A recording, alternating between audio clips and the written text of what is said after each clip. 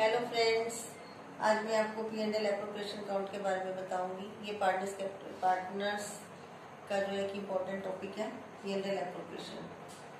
ये जो हमारे पास पार्टनरशिप की इंट्रोडक्शन है +2 का टॉपिक है, तो हम P&L एप्रोप्रिएशन के बारे में पढ़ेंगे।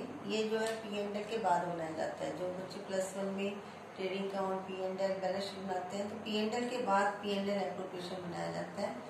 और इसमें सब आइटम्स जो है पार्टनर्स से रिलेटेड आती है, जो भी पार्टनर्स होते हैं पार्टनरशिप फॉर्म के अंदर। तो इसके अंदर हम सबसे पहले क्या लिखते हैं, बाय प्रॉफिट बीडी। जो भी में प्रॉफिट गिवन होगा क्वेश्चन में वो लिखेंगे। उसके बाद पार्टनर्स को क्या क्या गिवन है, क्या क्या दिया जाता है पार्टनर्स को दिया जाता है 2 इंटरेस्ट ऑन कैपिटल। ये परफॉर्मा है P&L एप्रोप्रिएशन का, इसको आप नोट कर लेना। 2 पार्टनर्स सैलरी। 2 कोई भी पार्टनर्स को कमीशन मिली है, पार्टनर्स कमीशन।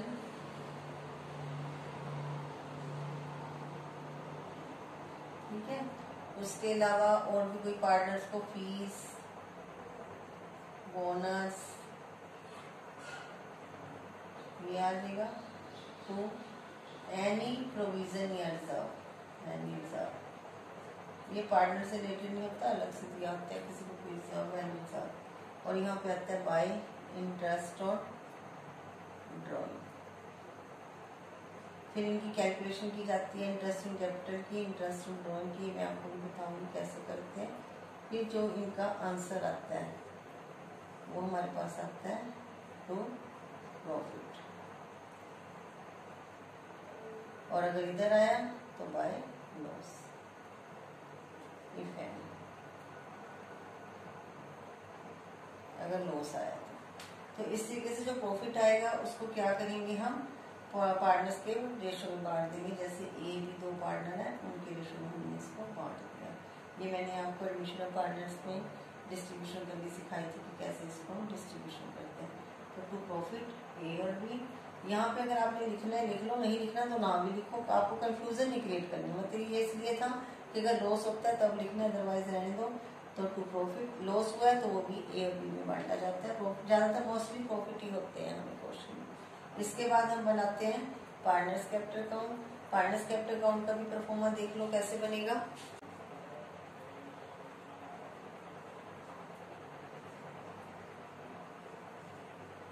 पार्टनर्स कैपिटल में 2 टाइप्स की होती हैं जब हम पार्टनर्स कैपिटल अकाउंट बनाते हैं। Capital if capital are fixed और if capital are fluctuating. If capital are fixed, कि अगर कैपिटल हमारी फिक्स है तो इसमें 2 कैपिटल अकाउंट बनते हैं। एक बनता है पार्टनर्स कैपिटल अकाउंट और एक बनता है करंट कैपिटल अकाउंट।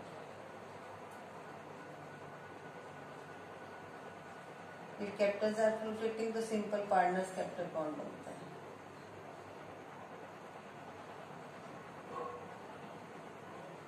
ठीक है। अब मेरी इस वीडियो को एंड तक देखना, तभी आपको सारा समझ आएगा। अगर बीच में छोड़ दोगे फिर समझ नहीं आएगा। ठीक है। तो सबसे पहले कैपिटल फिक्स्ड है तो फिक्स में क्या करेंगे, 2 कैपिटल अकाउंट बनेंगे, partners capital account, current capital account. आपको 1 मार्क क्वेश्चन आ जाते हैं कि बताओ कि कैपिटल फिक्स्ड होती है तो कौन से 2 अकाउंट प्रिपेयर किए जाते हैं। या क्वेश्चन ये आ जाता है कि करंट कैपिटल अकाउंट कौन सी कैपिटल के केस में बनता है, तो आप क्या लिखोगे, व्हेन कैपिटल आर फिक्स्ड।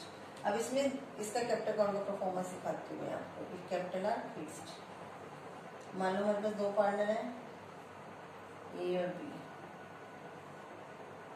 ए और बी, ये वाला बना रही मैं आपको इफ कैपिटल आर फिक्स्ड। और यहाँ पे क्या आएगा, पर्टिकुलर्स।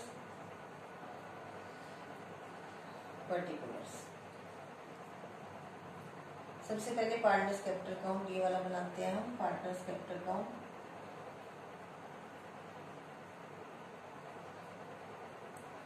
का मतलब क्या होता है कि कैपिटल आर फिक्स्ड, कि हमने कैपिटल फिक्स कर ली। जैसे मान लो कई बार क्या होता है कि आपको पॉकेट मनी मिलती है अपने पेरेंट्स से, आपको मान लो 1000 रुपीज मिलते हैं, आपने फिक्स किया हुआ है कि 700 मुझे अपने पास रखने, 300 रुपये में से खर्चा करना है।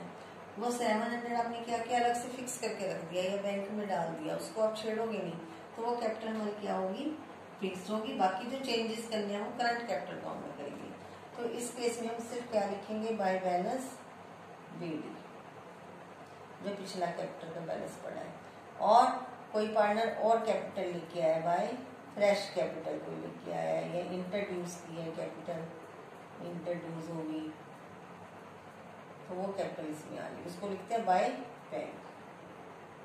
या किसी पार्टनर ने कोई पैसा निकाला है कैपिटल में से, नॉट ड्रॉइंग, पैसा निकाला है कैपिटल में से, तो उसको टू बैंक, बस ये चीजें आती हैं। बाकी बैलेंस शीट है। और ये कोई जरूरी इसमें कई बार सिर्फ बाय बैलेंस बीडी गिवन होगा, वही टू बैलेंस सीडी आ जाएगा। जरूरी नहीं है चीजें दी, इंट्रोड्यूस कैपिटल दी हो, फ्रेश कैपिटल इंट्रोड्यूस दी हो, ठीक है, और कोई कैपिटल निकाली हो, तो फिर आपका जो बाय बैलेंस बीडी है वही बैलेंस सीडी आ जाएगा। अब करंट कैपिटल अकाउंट बनाएंगे।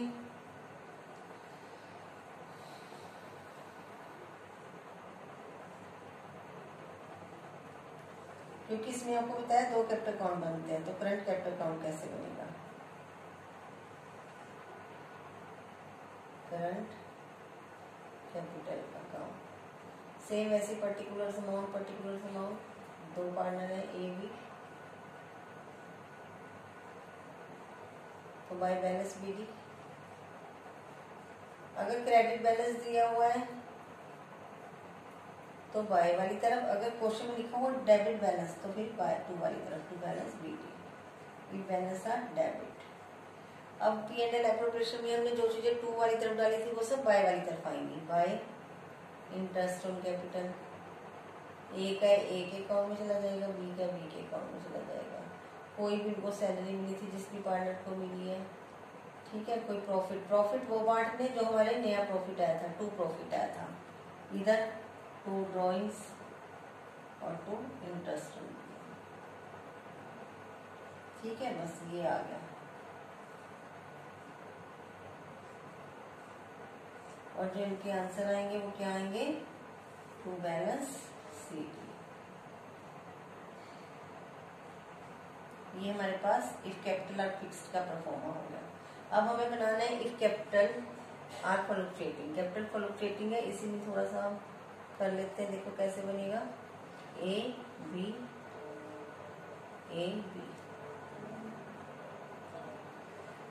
पार्टनर्स कैपिटल काउंट है, ये पर्टिकुलर्स है। इसमें क्या है, इन दोनों को इकट्ठा मर्ज हो जाएगा, ये अलग बनाया था, यहाँ पे इकट्ठा हो जाएगा।